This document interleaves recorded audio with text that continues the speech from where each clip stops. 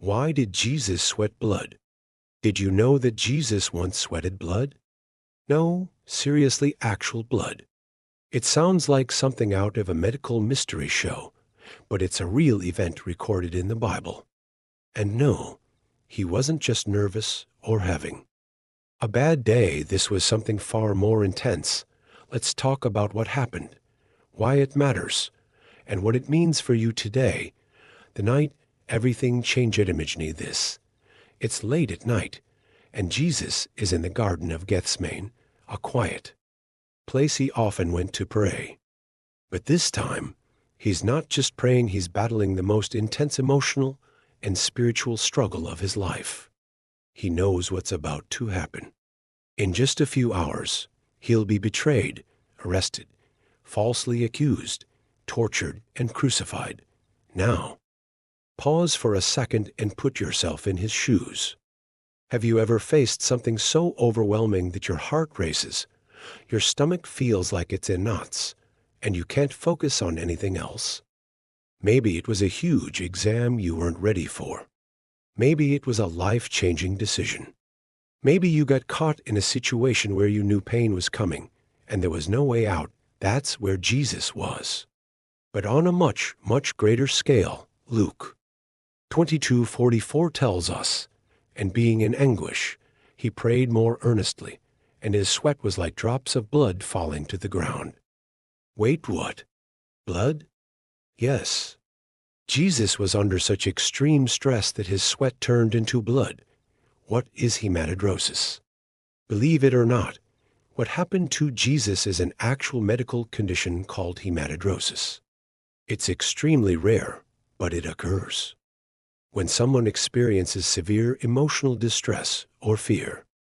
When this happens, the tiny blood vessels around the sweat glands burst, and the blood mixes with sweat. Doctors have reported cases of hematidrosis in people who are about to face execution, soldiers before battle, and even individuals dealing with extreme fear or trauma. It's the body's way of reacting when stress reaches an unbearable level. Now, think about this. Jesus was not only experiencing physical stress, but also deep spiritual agony. He wasn't just facing death, he was carrying the weight of all sin. Every mistake, every betrayal, every act of hatred, every failure, every broken heart, he was taking it all upon himself, and he knew exactly what was coming. Why was Jesus in such agony? Some might ask, but wasn't Jesus God? Why was he so afraid? Yes, Jesus is fully God, but he was also fully human. He felt hunger, thirst, exhaustion, and yes, fear. But this wasn't just about physical pain. He knew he would be abandoned by his closest friends. He knew he would be mocked, beaten, and tortured.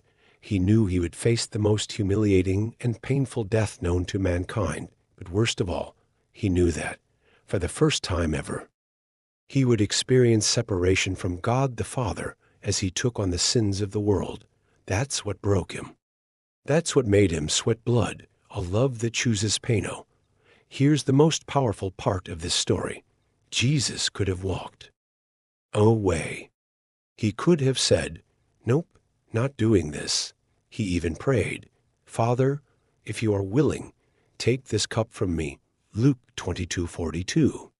But the very next words out of his mouth were, "Yet not my will, but yours be done." Jesus chose to stay. He chose the suffering. He chose the cross. He chose you. That night in Gethsemane, Jesus made the decision to go through with it, knowing exactly how much it would cost him. And he did it out of love, because he didn't want heaven without you. What does this mean for you? So, what does all of this have to do with your life today? A lot. First, if you've ever felt overwhelmed, scared, or completely alone, Jesus understands. He's been there. He's felt stress so intense that he sweated blood. He knows what it's like to face something that feels impossible. Second, this shows us just how much he loves us. He didn't just say, "I love you." He proved it in the most painful, sacrificial way possible. He took on suffering so that we wouldn't have to bear the weight of sin alone. And third, it reminds us that we don't have to go through life's struggles by ourselves. If Jesus was willing to go through all of that for us, don't you think He's willing to walk with you through your challenges today? A final thought: life is tough.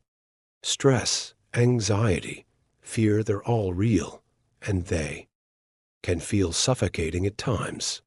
But next time you feel like you're drowning in problems, remember Gethsemane. Remember the one who understands, the one who stayed, the one who loves you enough to endure unimaginable pain for your sake. And if He didn't give up on you then, He won't give up on you now. Take a deep breath. You are not alone. And whatever you're facing today, Jesus has already won the battle. Now, maybe go study for that exam.